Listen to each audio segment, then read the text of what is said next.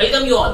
कैसे हैं आप लोग? कैसी चल रही है आपकी तैयारी? आई होप आपकी तैयारी बहुत अच्छी चल रही होगी और डेफिनेटली आपका जो गोल है, जो आप अचीव करना चाहते हैं, आप डेफिनेटली अचीव करने वाले हैं। बस इसी तरीके से लगे रहिए, प्रॉब्लम सॉल्व करते रहिए, प्रैक्टिस करते रहिए, रिवीजन करते रहिए। फिजिक्स की गारंटी मेरी है, अगर आप इतना करते रहे तो फिजिक्स आपके मार्क्स देके जाएगी ही जाएगी। My name is Vivek Singh and let's start our new class. So in this class we are going to talk about the thermal properties of matter. अभी तो हमने बात की थी mechanical properties of solids and fluids. Now we are going to talk about the heat chapter heat. इस heat में हम तीन पार्ट में हम बातें करते हैं। पहला पार्ट है thermal properties of matter, basically thermal expansion. Second है कैलोरीमेट्री एंड थर्ड है ट्रांसफर ऑफ हीट। देखिए हीट की बात करें तो आप बोलते हैं कि सर तीन पार्ट है कि अगर आप टेम्परेचर बढ़ेगा तो एक्सपेंशन होगा, टेम्परेचर घटेगा तो कंप्रेशन होगा।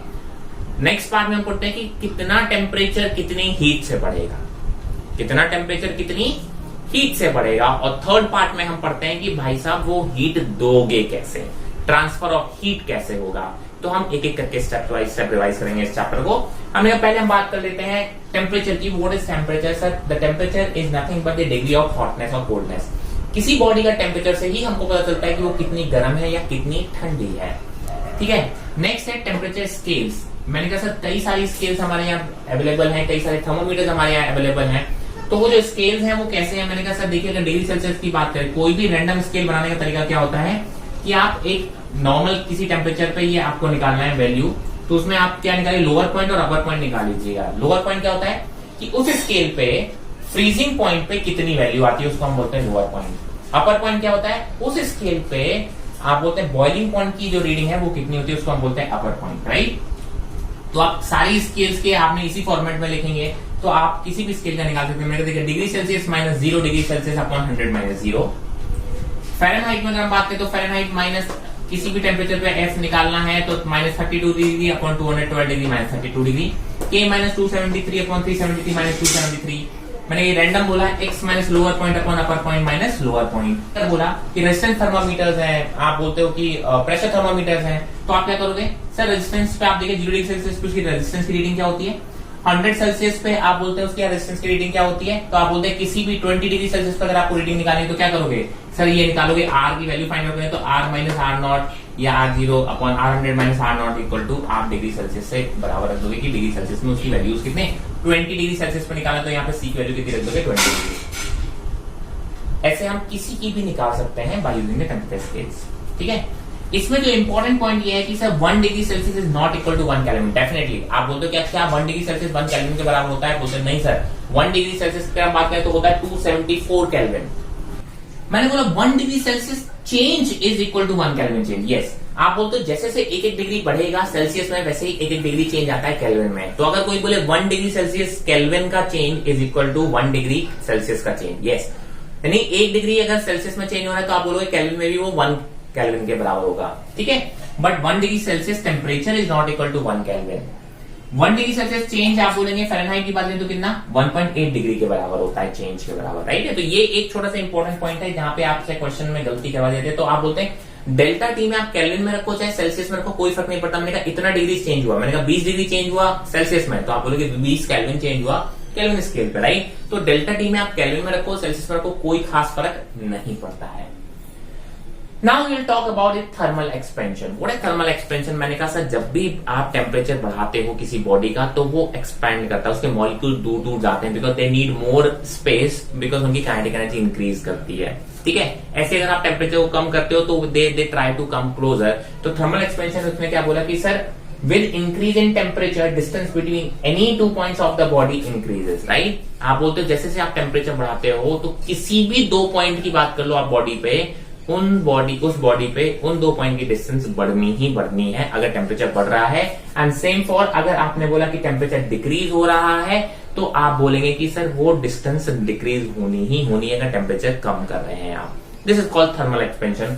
अब थर्मल एक्सपेंशन सबसे पहले हम बात करते हैं लीनियर एक्सपेंशन की। लीनियर का मतलब होता है लेंथ, तो हम बोलते हैं लेंथ में एक्सपेंशन की बात करते हैं। मैंने कहा सर एक लीनियर ऑब्जेक्ट लिया जिसकी थिकनेस ऑलमोस्ट 0 है मान लिया, तो आपने बोला ओरिजिनल लेंथ L है, मान लिया अभी करंट टेम्परेचर T है।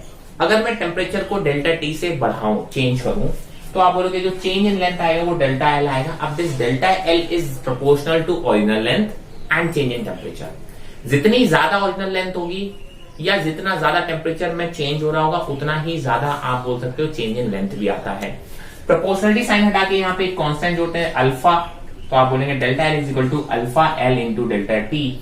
और कोई मुझसे बताया कि फाइनल लेंथ कितनी आएगी, तो आप बोलोगे ओरिजिनल लेंथ में इस डेल्टा एल को ऐड कर दोगे तो आपकी फाइनल लेंथ आ जाएगी, है ना। तो मैंने कहा L final will be L into 1 plus alpha delta T. ठीक है, इस डेल्टा टी में आप डिग्री सेल्सियस में रखो, केल्विन में रखो, कोई फर्क नहीं पड़ना जब तक कि चेंज की बात कर रहे हैं। मैंने कहा अल्फा क्या है सर, अल्फा को बोलते हैं thermal coefficient of linear expansion. Generally ये मटेरियल की बॉडी प्रॉपर्टी होती है, ये डायमेंशंस पे डिपेंड नहीं करती। हाँ, टेम्परेचर पे ये फिर भी डिपेंड करती है। हम मान के चलते हैं हम उतने टेम्परेचर रेंज की बात करें जिसमें ये अल्फा कैसा रहने वाला है, कांस्टेंट रहने वाला है। ठीक है, इसकी अगर कोई यूनिट पूछे तो कैसे निकाल सकते हो, यहां से निकालोगे अल्फा की यूनिट जो आती है वो पर डिग्री सेल्सियस या पर केल्विन आती है। ठीक है, now we will move to the areal या सुपरफिशियल एक्सपेंशन। अब देखिए लेंथ था, लीनियर ऑब्जेक्ट था, तो आप बोलोगे टेम्परेचर बढ़ेगा तो लेंथ बढ़ेगी। अगर 2D ऑब्जेक्ट है तो लेंथ भी बढ़ेगी और ब्रेड्थ भी बढ़ेगी, दोनों ही बढ़ेंगी अब, है ना। तो आप कह सकते हो कि एरिया बढ़ेगा। तो उसी की बात हम करते हैं एरियल एक्सपेंशन की। तो आपने बोला कि सर सेम पैटर्न से हम बात करेंगे, तो final area will be equal to initial area into 1 plus beta delta T.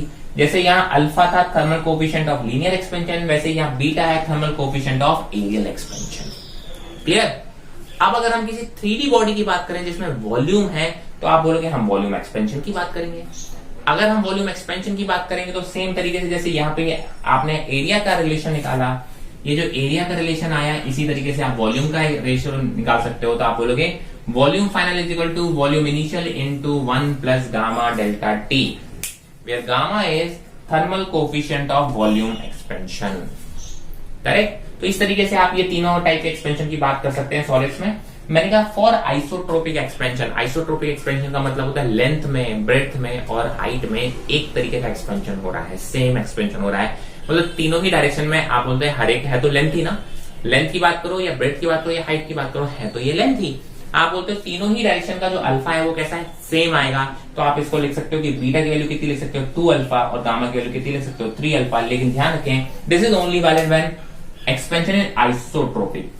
अगर आइसोट्रोपिक एक्सपेंशन नहीं है तो आप बोलोगे हर एक का अल्फा, हर लेंथ में अल्फा अलग होगा, तो बीटा की value alpha 1 plus alpha 2 plus alpha 3, ऐसे अल्फा 1 प्लस अल्फा 2, और गामा की वैल्यू आएगी alpha 1 plus alpha 2 plus alpha 3, अगर आपका एनाइसोट्रोपिक एक्सपेंशन है। अगर आइसोट्रोपिक है तो आप बड़े आराम से इसको कर सकते हैं, राइट। नाउ अभी तक हमने ये जो बातें की थी ये थी आपकी सॉलिड्स में कैसे एक्सपेंशन हो रहा है। Now we are going to talk about the expansion in liquids.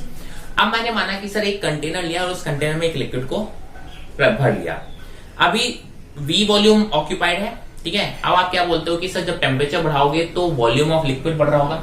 मैंने कहा change in volume of liquid कितना आएगा, V into gamma L into delta T, where gamma L क्या है, लिक्विड का कोफिशिएंट ऑफ ये वॉल्यूम एक्सपेंशन है।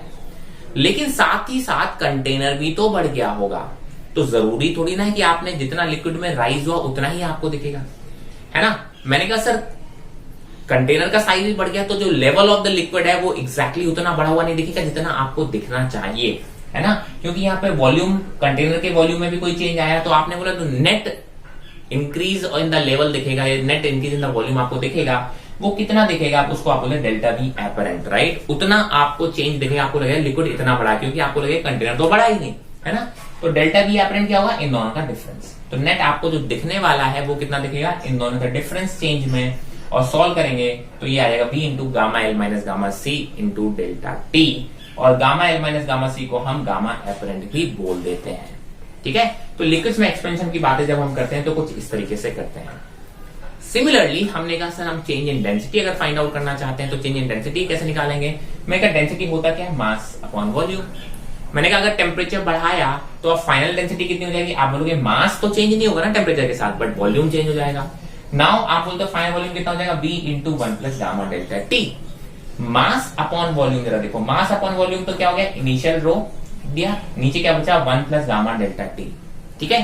तो ये आ गया आपका फाइनल। आपको पता है डेल्टा टी बढ़ेगा, डेल्टा टी बढ़ेगा तो ये क्वांटिटी कैसी होगी, ये इंक्रीज होगी, तो ओवरऑल डेंसिटी कैसी होगी, डिक्रीज होगी। ये तो कॉमन सेंस भी बोलता है कि सर अगर आप टेम्परेचर बढ़ाएंगे तो वॉल्यूम बढ़ेगा, बट मास इज कांस्टेंट तो डेंसिटी डिक्रीज होगी। तो इसमें तो कोई दो राय है ही नहीं, आराम से, right.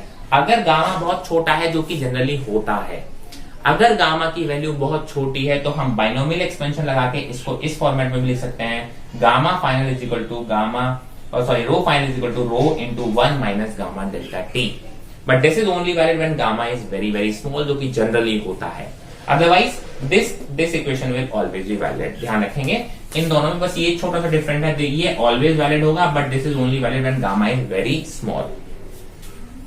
I hope this is very very clear, इसमें आपको कहीं कोई डाउट नहीं है। We are going to discuss about the anomalous behaviour of water. जैसा कि हमने अभी ऑलरेडी देखा कि जैसे जैसे आप टेम्परेचर को इंक्रीज करते हो तो टेम्परेचर इंक्रीज करने के साथ साथ वॉल्यूम इंक्रीज होता है, वॉल्यूम इंक्रीज होता है तो डेंसिटी कैसी होती है सर, डेंसिटी डिक्रीज होती है, ठीक है।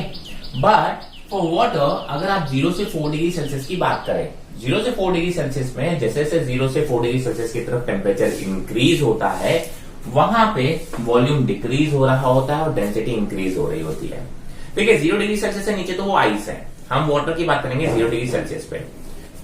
आप बात करेंगे कि 0 डिग्री सेल्सियस से नीचे तो आइस होता है, ठीक है। आप बोलते हैं कि सर जैसे जैसे आप 0 डिग्री सेल्सियस की बात करेंगे तो आप कहते हैं कि सर वाटर की जो डेंसिटी है that has to be maximum, ठीक है, क्योंकि जैसे जैसे आप 0 से बढ़ोगे तो टेम्परेचर इंक्रीज करेगा तो आप बोलोगे वॉल्यूम इंक्रीज करेगा और डेंसिटी कैसी होगी, डिक्रीज होगी। बट 0 से 4 डिग्री सेल्सियस में जैसे कि मैंने बताया कि टेम्परेचर बढ़ने से सर डेंसिटी इंक्रीज कर रही है, तो 4 डिग्री सेल्सियस पे जाके और ज्यादा इंक्रीज हो चुकी होगी जो 0 पे थी। हाँ, 4 डिग्री सेल्सियस के बाद आप बोलते हो कि इट शोज नॉर्मल बिहेवियर। सो आप बोलते हो डेंसिटी 4 डिग्री सेल्सियस पे इसकी मैक्सिमम होती है वाटर की, and that is equal to 1 gram per centimetre cube. जो हम डेंसिटी बोलते हैं वो 4 डिग्री सेल्सियस पे होता है, that is maximum, and that is the main reason behind the survival of aquatic life in temperature below 0 degree Celsius. ये basically आप कह सकते हो नेचर ने ये बिहेवियर क्यों दे रखा है वाटर को, रीजन बहुत कुछ है, हाइड्रोजन बॉन्डिंग एंड ऑल है।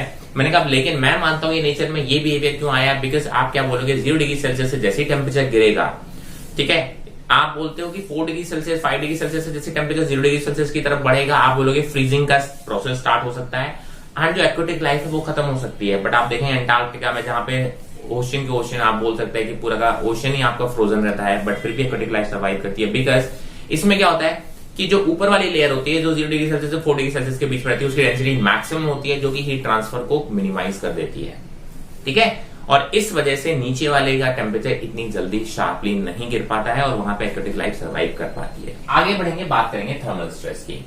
मैंने कहा suppose that this rod is fixed between 2 rigid support.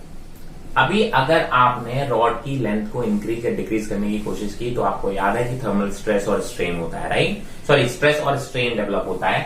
मैंने कहा मैं टेम्परेचर को इंक्रीज करता हूं तो ये लेंथ इंक्रीज हो जानी चाहिए थी, ठीक है, बट एक्चुअली रिजिड सपोर्ट ने इसकी लेंथ को इंक्रीज नहीं होने दिया। इसका मतलब क्या है कि जो स्ट्रेन डेवलप हुआ है थर्मल की वजह से, राइट, अभी इसकी एक्चुअल लेंथ नहीं है, ये एक्चुअल लेंथ होती तो थोड़ी बढ़ चुकी होती, बट रिजिड सपोर्ट की वजह से आप बोलेंगे इसकी लेंथ कम हो गई तो आप बोलोगे इसमें एक स्ट्रेन डेवलप हुआ, और थर्मल स्ट्रेन की बात करें तो अल्फा डेल्टा टी के बराबर होगा। अगर मैं इसी में बात करूं कि सर टेंशन की वजह से जो स्ट्रेस आ रहा हो, क्योंकि स्ट्रेन आ रहा है तो आप बोलोगे सर यहाँ पे स्ट्रेस भी आ रहा होगा। स्ट्रेन क्यों आ रहा है, देखिए आपने बोला कि अगर मैंने रिजिड फिक्स सपोर्ट नहीं लगाए होते तो इनकी लेंथ बढ़ चुकी होती है, बट रिजिड सपोर्ट की वजह से आप बोलते हो कि इनकी लेंथ डिक्रीज हो गई, ओरिजिनल लेंथ से बढ़ने नहीं दिया, मतलब क्या हो गया, जो लेंथ है वो डिक्रीज हो गई। तो आप कहोगे कि स्ट्रेन आया, स्ट्रेन की वजह से आप क्या बोलोगे सर टेंशन वर्क की वजह से जो स्ट्रेन आया वो आया एफ अपॉन वाई इंटू ए। वाई क्या है, यंग्स मॉडुलस है।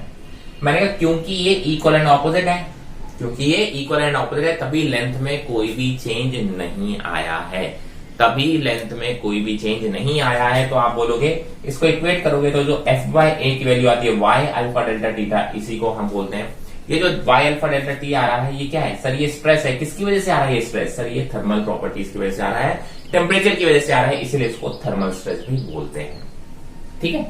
मैंने कहा इसकी लास्ट एप्लीकेशन देख लेते हैं, लॉस और gain in time of clock. मैंने कहा जो पेंडुलम वाली क्लॉक्स होती हैं, राइट, अगर आपने देखा हो तो वो क्या होती हैं सर, वो टाइम सिंपल पेंडुलम पे बेस्ड है 2 pi under root of L by G. अब टेम्परेचर बढ़ेगा तो लेंथ इंक्रीज होगी, लेंथ इंक्रीज होगी तो ये जो टाइम पीरियड है वो कम ज्यादा हो सकता है। मैंने कहा आइडियली किसी टेम्परेचर पे ये आइडियली काम कर रही थी, लेकिन उससे अगर टेम्परेचर को बढ़ाओगे तो लेंथ इंक्रीज होगा तो टेम्परेचर इंक्रीज होगा, ओ सॉरी टाइम पीरियड इंक्रीज होगा। यहाँ पे कैपिटल टी टाइम पीरियड है, थीटा को इसीलिए टेम्परेचर से डिनोट कर रहे हैं हम। अगर आपने यहाँ पे टेम्परेचर को कम कर दिया होता तो लेंथ डिक्रीज हो जाती होती तो ये टाइम पीरियड कम हो गया होता। तो इस वजह से कहीं ना कहीं जो आपका time period of simple pendulum change हो गया है, उस वजह से आपकी घड़ी का जो 1 सेकंड का जो टाइम है वो अलग अलग आपको देता है, ठीक है। तो मैंने कहा सर अगर यहाँ से देखें बहुत छोटे छोटे चेंजेस की बात कर रहे हैं तो यहाँ पे रिलेशन हम निकाले तो delta T is equal to half of delta L by L होगा, यहाँ अंडर रूट में है एल, ठीक है। So that will be given as half alpha delta theta. So this is loss और गेन पर यूनिट टाइम। अगर per unit time कितना loss या गेन हो रहा है वो बोलेंगे half alpha delta theta.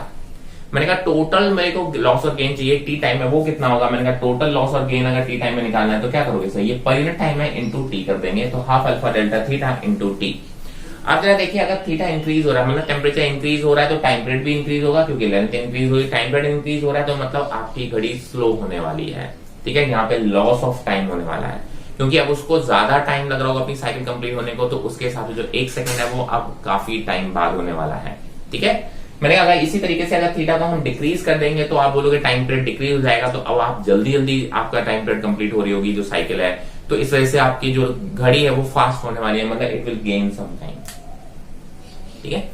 Now एक छोटा सा एग्जांपल देख लेते हैं। मैंने कहा मान लो ये एक बॉडी है, इसके बीच में ये छोटी सी कैविटी है, ठीक है, और उस कैविटी का अगर हम बोले यहां से यहां तक रेडियस ए है और पूरी बॉडी के सरफेस तक का रेडियस बी है, तो अब बात करते हैं कि अगर टेम्परेचर बढ़ेगा तो क्या होगा। ए की वैल्यू बढ़ेगी, बी की वैल्यू बढ़ेगी, ए की वैल्यू घटेगी, बी की वैल्यू घटेगी, ए की वैल्यू घटेगी, बी की वैल्यू बढ़ेगी, ऐसे करके आपको रिलेशन निकालना है। मैं ये क्वेश्चन क्यों करा रहा हूं, तो किसी को लगता है कि जब ये एक्सपैंड करेगा बॉडी तो कैविटी छोटी हो जाएगी, क्योंकि ये बॉडी दोनों तरफ एक्सपैंड करेगी, बाहर की तरफ और अंदर की तरफ, राइट। तो आपको क्या लगता है कि सर ए कम होगा और बी बढ़ेगा, मैक्सिमम लोग ये सोचते हैं, बट इसका करेक्ट आंसर है कि सर इसमें ए भी बढ़ेगा और बी भी बढ़ेगा। थर्मल एक्सपेंशन की इसमें जो बेसिक डेफिनेशन होती है कि distance between any two point of the body increases, right. तो कभी भी आप याद रखना कि ये जो इंक्रीज करता है वो इस तरीके से इंक्रीज करेगा, है ना। तो आप बोलोगे क्योंकि देखिए पहले यहाँ पे मान लो इस सर्कमफ्रेंस पे 10 पार्टिकल बैठे हुए थे, अब अगर टेम्परेचर बढ़ाओगे तो इस सर्कमफ्रेंस पे बैठे हुए 10 पार्टिकल के बीच की डिस्टेंस बढ़ेगी, मतलब इन्हें ज्यादा सर्कमफ्रेंस चाहिए। अगर आपने इस कैविटी को कम कर दिया तो उन पार्टिकल के बीच की डिस्टेंस को कम और कर दिया, जो कि नहीं पॉसिबल है। तो इस टाइप के क्वेश्चन है, ये आईआईटी जेईई में पूछा हुआ क्वेश्चन है और ये नीट में कभी भी पूछा जा सकता है, एनी टाइम, ठीक है। काफी इंपॉर्टेंट सा क्वेश्चन है, तो ये जेईई में पूछा हुआ क्वेश्चन और नीट में कभी भी पूछा जा सकता है, ठीक है। तो ये इंपॉर्टेंट सा क्वेश्चन है, इसलिए मैंने एक करा दिया, बहुत बेसिक सा। तो ये बातें थी हमारी थर्मल प्रॉपर्टीज ऑफ मैटर में, हम बात करते थे एक्सपेंशन की। So now we are going to discuss the calorimetry. Calorimetry basically क्या बताता है, देखिए अभी तक हमने बात की कि अगर टेम्परेचर इंक्रीज होता है तो लेंथ में चेंज होगा, एरिया में चेंज होगा, वॉल्यूम में चेंज होगा। नाउ द थिंग इज कि सर कितने अमाउंट ऑफ हीट से कितना टेम्परेचर चेंज होने वाला है, that we are going to cover under the calorimetry, okay. तो सबसे पहले कुछ बेसिक टर्मिनोलॉजी है जो कि बहुत इंपॉर्टेंट है, इसी में हम जनरली कंफ्यूज होते हैं। फर्स्ट है specific heat capacity. What is specific heat capacity? The specific heat capacity is the heat required to raise the temperature of the unit mass of the substance by 1 degree Celsius. एक unit मास का temperature 1 degree Celsius increase करने के लिए आपको कितनी heat required होती है, that is basically specific capacity. और ये सब्सटेंस की प्रॉपर्टी होती है, राइट, वो उसके मास पर डिपेंड नहीं कर रही है, ठीक है। तो आप बोलते हो स्पेसिफिक कैपेसिटी को जनरली सी या स्मॉल एस से भी डिनोट करते हैं कुछ लोग, उसको आप बोलते Q amount of heat per unit mass per unit change in temperature. तो इसकी यूनिट जो निकल के आती है वो जूल पर केजी पर केल्विन या जूल पर केजी पर डिग्री सेल्सियस। बिकॉज यहाँ डेल्टा टी है तो आप केल्विन या degree Celsius delta T change बराबर होता है, तो आप कुछ भी लिख लीजिए, कोई फर्क नहीं पड़ेगा। मैंने कहा यूनिट मास के लिए तो इतनी चाहिए, तो हमने कहा amount of heat to raise the temperature of M mass of the substance by delta T is given as Q equal to MC delta T. तो जब भी आपको टेम्परेचर चेंज कराना है किसी बॉडी का, ठीक है, तो इतनी अमाउंट ऑफ हीट आपको देनी पड़ेगी अगर आपको टेम्परेचर इंक्रीज कराना है, और इतनी अमाउंट ऑफ हीट आपको रिलीज करनी पड़ेगी अगर आपको टेम्परेचर क्या कराना है, डिक्रीज कराना है। देखिए अगर टेम्परेचर इंक्रीज होगा तो डेल्टा टी पॉजिटिव आएगा, डेल्टा टी पॉजिटिव आएगा तो this Q is positive, it mean the Q has been given to the system, ठीक है। Amount of heat is given to the system. If the heat is release means delta T is negative. Delta T negative मतलब temperature decrease कर रहा है, तभी तो heat release हो रही है। डेल्टा टी डिक्रीज करेगा, मतलब टी डिक्रीज करे तो डेल्टा टी कैसा होगा, नेगेटिव। डेल्टा टी नेगेटिव मतलब क्यू नेगेटिव। तो जब भी आप बोल सकते हो कि क्यू नेगेटिव मतलब क्यू रिलीज होगी और क्यू पॉजिटिव मतलब क्यू आपने गिवन है। तो इस चीज को देखिए, Q positive is given to substance और Q negative it means release from the substance. इस चीज को आप ध्यान रखेंगे, ये क्यू पॉजिटिव नेगेटिव का मतलब क्या है। ऐसे एक और टर्म होता है हीट कैपेसिटी। देखिए this specific heat capacity is the property of material. Substance की प्रॉपर्टी है, वो किसी मास पर डिपेंड नहीं करती, किसी सैंपल पर डिपेंड नहीं कर रही है। आप 10 किलो कोई भी चीज उठा के लिया, मैंने 10 किलो वाटर लेके आओ तो भी आप बोलोगे सी की वैल्यू सेम रहेगी। आप 20 किलो वाटर लेके आओगे तो भी आप बोलोगे ये कितने रहने वाली है, सेम रहने वाली है। बट हीट कैपेसिटी जो होगी वो सैंपल के साइज पर डिपेंड करने वाली है। जो भी सैंपल आप दे रहे हो उसकी हीट कैपेसिटी अलग डिफाइन होगी। तो हीट कैपेसिटी नथिंग बट जो भी मास आपने गिवन है उसको कितनी एनर्जी हम दें कि उसका टेम्परेचर 1 डिग्री सेल्सियस से इंक्रीज या डिक्रीज कर जाए, राइट। तो आप बोलोगे that is heat capacity and that is equal to mass into small C, right. This is specific heat capacity.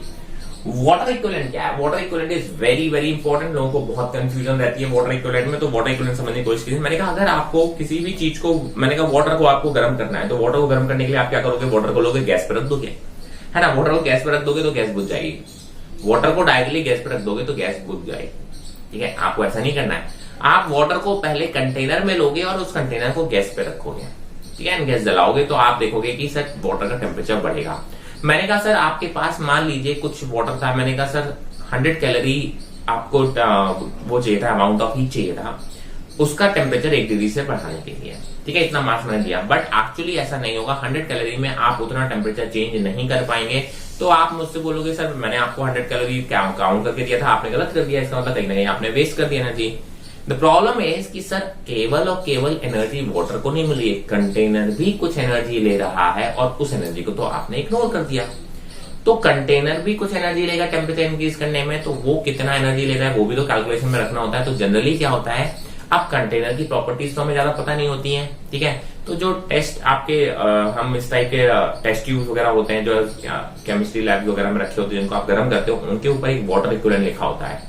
उस वाटर इक्विवेलेंट का मतलब क्या है कि सर इस पर्टिकुलर बॉडी का टेम्परेचर 1 डिग्री सेल्सियस से इंक्रीज करने के लिए जो अमाउंट ऑफ हीट चाहिए, ठीक है, उतनी अमाउंट ऑफ हीट में एम मास वाटर का भी टेम्परेचर 1 डिग्री सेल्सियस से इंक्रीज हो जाएगा। फिर से सुनिएगा, एक पर्टिकुलर अमाउंट ऑफ हीट आपको चाहिए उस बॉडी का टेम्परेचर 1 डिग्री सेल्सियस से इंक्रीज करने का। जो भी आपने टेस्ट ट्यूब, जो भी आपने बर्न वो क्या कहते हैं वेसल लिया है जिसमें आप कोई भी चीज गर्म करने वाले हैं, उसका टेम्परेचर 1 डिग्री सेल्सियस से बढ़ाने के लिए जो अमाउंट ऑफ हीट रिक्वायर्ड है, उतनी ही हीट में एम मास वाटर का भी आप बोलेंगे कि टेम्परेचर 1 डिग्री सेल्सियस से बढ़ जाएगा। तो वही M mass of the water is called the water equivalent of this body. तो वही उस पर लिखा रहता है। इसका मतलब ये होता है कि सर जब भी आप अपनी कैलकुलेशन कर रहे हो तो उसमें इतने M mass of the water या वाटर इक्विवेलेंट के बराबर का पानी उसमें और एक्स्ट्रा काउंट कीजिए, बिकॉज वो जो अमाउंट ऑफ हीट बर्नर जो वेसल आपका कंटेनर जो आपका ले रहा है वो भी तो आपको कैलकुलेट करनी है, that is also equivalent to that M mass of the substance of the water, right? So that is given as water equivalent. So water equivalent is the amount of water for which water would raise through by 1 degree Celsius by the same amount of heat as required to raise the temperature of the body by 1 degree Celsius. तो water is equivalent को हम देते हैं m into c से, where m is the mass of the that container or test tube और c is the specific heat capacity of that test tube. चलिए कुछ हमने कहा, कुछ डेटा हमें याद रखना चाहिए। 1 calorie is near by equal to 4.186 joule और नियर बाय हम उसको 4.2 जूल भी लेते हैं। आप बोलते हैं स्पेसिफिक कैपेसिटी वाटर की कितनी होती है, दैट इज 1 कैलोरी पर ग्राम पर डिग्री सेल्सियस लेते हैं, ठीक है। नियर बाय अगर हम उसको एसआई यूनिट में लेके जाते हैं तो 4200 जूल पर केजी पर केल्विन या पर डिग्री सेल्सियस हम उसको लिखते हैं। अगर आइस के लिए बात करें तो ये आइस के लिए जो स्पेसिफिक कैपेसिटी है वो 0.5 कैलोरी पर ग्राम पर डिग्री सेल्सियस ही रह जाती है, ठीक है। तो ये तो हमने बात की जब हमें बॉडी का, आप बॉडी को हीट दे रहे हो तो उसका टेम्परेचर इंक्रीज या डिक्रीज करने की बात कर रहे थे। देखिए जब भी आप हीट दोगे बॉडी को तो 2 चीजें होती है, या तो उसका टेम्परेचर इंक्रीज डिक्रीज करेगा या फिर आप बोलेंगे उसकी स्टेट चेंज होगी। तो जब टेम्परेचर चेंज होगा तो आपको ये वाला फॉर्मूला यूज करना है, Q is equal to MC delta T, और जब स्टेट चेंज होगा तब आपको दूसरा फॉर्मूला यूज करना है। मैंने कहा जब स्टेट या फेज चेंज हो रहा होता है तो उसके लिए लेटेंट हीट डिफाइन होती है, वो होती है sir that is the heat required to change the state of unit mass of the substance. एक unit mass of the substance के लिए कितनी हीट चाहिए आपको स्टेट चेंज करने के लिए, उसको हम बोलते हैं लेटेंट हीट, ठीक है। उसकी जो यूनिट हो जाती है जूल पर केजी। तो मैंने कहा अगर मेरे को M mass of the substance के लिए कितनी हीट चाहिए उसका टेम्परेचर चेंज, वो स्टेट चेंज करने के लिए, तो आप बोलोगे that is equal to Q equal to M into L, ठीक है। तो ये ध्यान रखिएगा जब भी आपका टेम्परेचर चेंज होगा तो आपको ये वाला फॉर्मूला यूज करना है, और जब भी आपका स्टेट चेंज होगा तो ये वाला, क्योंकि जब भी हम बात करते हैं स्टेट चेंज होती है तब टेम्परेचर में चेंज नहीं होता है, मतलब टेम्परेचर डेल्टा टी कितना होता है 0, तो ये वाला में तो ये 0 अमाउंट जा रहा होगा, बट यहाँ पे स्टेट चेंज हो रहा होगा तो Q इक्वल टू mL। अब जनरली क्या होता है कि मेल्टिंग या फ्रीजिंग हो रही होगी या बॉइलिंग या वेपराइजेशन आप जिसको बोलते हैं, वेपराइजेशन या कंडेंसेशन हो रहा होगा, तो अलग अलग लेटेंट हीट डिफाइन होती है। ठीक है, आप बोलते हैं मेल्टिंग या फ्रीजिंग पे जो amount of heat per unit mass चाहिए होते हैं उसको हम बोलते हैं लेटेंट हीट ऑफ फ्यूजन, और वेपराइजेशन या कंडेंसेशन पे जो अमाउंट ऑफ लेटेंट हीट होता है उसको हम बोलते हैं लेटेंट हीट ऑफ वेपराइजेशन। ठीक है, आपने बोला कि सर आइस और वाटर के लिए अगर हम बात करें तो लेटेंट हीट ऑफ फ्यूजन कितना होगा 80 कैलोरी पर ग्राम, मतलब आइस से वाटर में अगर कन्वर्ट करना है तो आपको पर ग्राम 80 कैलोरी देनी पड़ेगी आइस को, और अगर वाटर से आइस में कन्वर्ट करना है तो पर ग्राम 80 कैलोरी उसमें से रिलीज करानी पड़ेगी, खींचनी पड़ेगी, राइट। तो इस चीज को ध्यान से देंगे। सिमिलरली अगर स्टीम वाटर के लिए हम डिफाइन किया तो लेटेंट हीट ऑफ वेपराइजेशन कितना है 540 कैलोरी पर ग्राम, मतलब पर ग्राम वाटर को जब 540 कैलोरी दोगे तब वो स्टीम में कन्वर्ट होगा, और अगर आप पर ग्राम स्टीम से 540 कैलोरी खींचोगे तो वो वाटर में कन्वर्ट होगा। ठीक है, तो this amount is very very huge amount. तभी हम बोलते हैं कि देखिए अगर आप वाटर 100 डिग्री सेल्सियस मिले और स्टीम 100 डिग्री सेल्सियस मिले, दोनों का टेम्परेचर कैसा होता है सेम, बट वाटर से स्टीम जब कन्वर्ट हो गया होगा तो हर ग्राम को 540 कैलोरी अलग से एनर्जी दी गई होगी, तभी वो स्टीम में कन्वर्ट हुआ। तो दोनों का टेम्परेचर भले ही सेम हो बट स्टीम के पास ज्यादा एनर्जी होती है, इसीलिए आपको स्टीम की वजह से जलते हो, जब सेम टेम्परेचर की स्टीम और वाटर लेते हो तो स्टीम से जलन ज्यादा फील होती है because it contains more energy, जबकि वाटर से आप उतना ज्यादा शायद ना जलो। ठीक है, तो ये कुछ बेसिक बातें हैं, ये आपको फॉर्मूले अप्लाई करने आने चाहिए कि किस तरीके से हम टेम्परेचर चेंज के लिए क्या यूज करेंगे और स्टेट चेंज के लिए हम कौन से फॉर्मूले यूज करने वाले हैं। बस इतना ही कैलोरी बेंडिंग में, यही दो मेनली फॉर्मूले हैं। इसमें एक ग्राफ है जो कि बहुत इंपॉर्टेंट है और एक बार ये पूछा भी जा चुका है, तो ग्राफ को हम जरा समझ लेते हैं। मैंने कहा मान लो मेरे पास कोई भी सैंपल है किसी पर्टिकुलर टेम्परेचर पर ही है, ठीक है, इस टेम्परेचर पर है ऑलरेडी। अब मैं क्या कर रहा हूं, जैसे देखिए ये Q है, Q is the amount of heat given to the substance. जैसे जैसे मैं इसको Q बढ़ा रहा हूं, मतलब एनर्जी दे रहा हूं, इसका टेम्परेचर बढ़ना स्टार्ट करेगा। तो ठीक है, बढ़ना स्टार्ट करेगा एक पर्टिकुलर टेम्परेचर तक। यहाँ पे आप बोलोगे क्या लगेगा Q equal to MC delta T। But एक पर्टिकुलर टेम्परेचर के बाद देखिए आप Q बढ़ा रहे हो बट टेम्परेचर नहीं बढ़ रहा, मतलब टेम्परेचर यहाँ पे कांस्टेंट हो गया। इसका मतलब कौन सा प्रोसेस चालू हो गया सर, यहाँ पे चालू हो गया है स्टेट चेंज का। एक पर्टिकुलर अमाउंट ऑफ हीट लेने के बाद उस पूरे सब्सटेंस का जब स्टेट चेंज हो जाएगा तो फिर और एनर्जी आप बढ़ाओगे तो आप बोलोगे फिर से टेम्परेचर चेंज होने लगेगा, और फिर से एक पॉइंट ऐसा आएगा कि एनर्जी आप और देते जाओगे और फिर से कोई भी टी चेंज नहीं हो देगा, टी कैसा हो जाएगा कांस्टेंट हो जाएगा, तो आप बोलोगे फिर से वहां स्टेट चेंज चालू हो गया। और जब पूरा कन्वर्जन हो जाएगा तो और क्यू दोगे तो आप बोलोगे फिर से टेम्परेचर इंक्रीज होना चालू हो जाएगा। तो ये कुछ स्टेप है।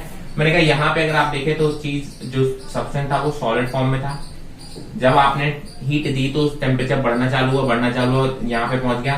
ठीक है, यहाँ पे उसका मेल्टिंग और फ्रीजिंग वाला पॉइंट आ गया है, इसलिए यहाँ पे आप बोलोगे सर ये सॉलिड प्लस लिक्विड का मिक्सचर हो जाएगा, बिकॉज यहाँ पे कन्वर्जन चल रहा है। जब कन्वर्जन कंप्लीट हो जाएगा तो यहाँ पे ये प्योर लिक्विड फॉर्म में आ जाएगा। जब प्योर लिक्विड फॉर्म में आ जाएगा तो टेम्परेचर बढ़ने लगेगा, एक लेवल तक जाएगा जहां पे आपका बॉइलिंग या वेपराइजेशन स्टार्ट हो जाता है। और यहाँ पे जब आप बोलोगे तो ये लिक्विड प्लस गैस फॉर्म में, क्योंकि यहाँ पे कन्वर्जन चल रहा है। और जब कन्वर्जन कंप्लीट हो जाएगा तब आप बोलोगे सर ये ग्राफ, इसके बाद फिर यहाँ पे केवल गैस हो जाएगा और उसका टेम्परेचर इंक्रीज होने लगेगा। तो इसमें कई सारे क्वेश्चन पूछे जाते हैं या पूछे जा सकते हैं इस ग्राफ से। कई बार आपको पूछा जाता है कि what is the freezing point और मेल्टिंग पॉइंट, तो आप बोलोगे देखिए इस टेम्परेचर पे ये पहले और सॉलिड से लिक्विड में कन्वर्ट हो रहा है तो ये आपका हो जाएगा फ्रीजिंग या मेल्टिंग पॉइंट। ऐसे ही आप बोलेंगे बॉइलिंग पॉइंट की बात करेंगे तो देखिए इसकी बात करें तो इस टेम्परेचर पर ये लिक्विड और गैस में कन्वर्जन चल रहा है, तो ये टेम्परेचर की जो वैल्यू होगी वो आपका बॉइलिंग पॉइंट कहलाएगा। ठीक है, तो ऐसे कई सारे बेसिक क्वेश्चन घुमा घुमा के इस टाइप के ग्राफ से पूछे जा सकते हैं, इसलिए ये ग्राफ मैं बहुत इंपॉर्टेंट मानता हूं। एक बार एक क्वेश्चन पूछा गया था इजी सा, ठीक है, और लोगों को उसने इस तरीके से पूछा था कि लोगों को पता ही नहीं चला कि वो इस ग्राफ की बात कर रहा है। ठीक है, क्योंकि उसने सॉलिड वाला पोर्शन उसमें दिया ही नहीं, उसने डायरेक्टली लिक्विड ऑक्सीजन दे रखा था, मतलब ऑलरेडी ग्राफ यहाँ इस वाले पोर्शन से स्टार्ट हो रहा था। तो अगर ये पूरा ग्राफ दिया होता तो आपको हिट भी कर जाता, आधा ग्राफ दिया था तो आपको हिट नहीं किया, बिकॉज उसने लिक्विड ऑक्सीजन की बात की थी और ग्राफ इसके बाद दे रखा था, और उस ग्राफ को देख के आपका आंसर बहुत इजीली आ रहा था। लेकिन कई लोग उसको आंसर नहीं कर पाए थे बिकॉज वो चीज उनको स्ट्राइक नहीं की। तो ये बातें थी कैलोरीमेट्री की।